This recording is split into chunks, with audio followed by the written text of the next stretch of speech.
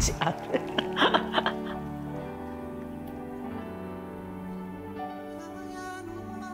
Wonderful high tones. Effortless.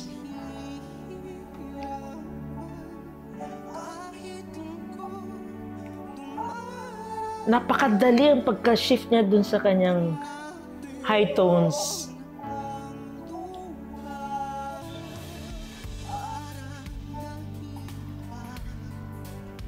Damang-dama niya yung kanta, oh.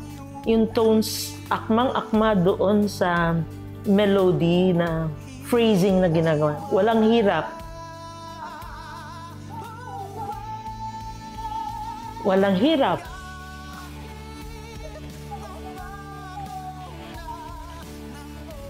Ramdam na ramdam niya yung emosyon ng kanta.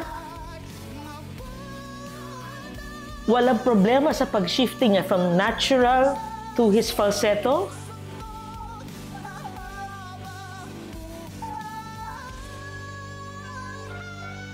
Tignan niyo naman.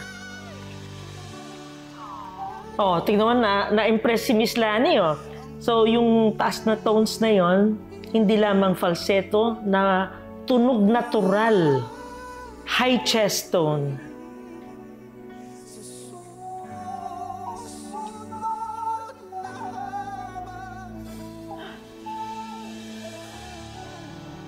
Grabe ito si Alfred. The emotion, grabe yung hindi naman lang parallel dun sa emotion, yung kanyang dynamics ng kanta, yung softness, the smoothness, at saka yung phrasings niya.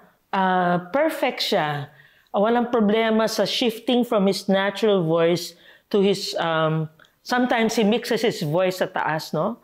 And then it can be as natural, some say it's falsetto, but for me, it's easy to him to shift, because that's the range of his song, the quality of the song, and that's ang sinasabi na doon sa, in term na yung tesitura, yun talaga yung the best sounding voice niya within that range. And the quality, his musicality, very comfortable siya doon sa text na Tagalog, no?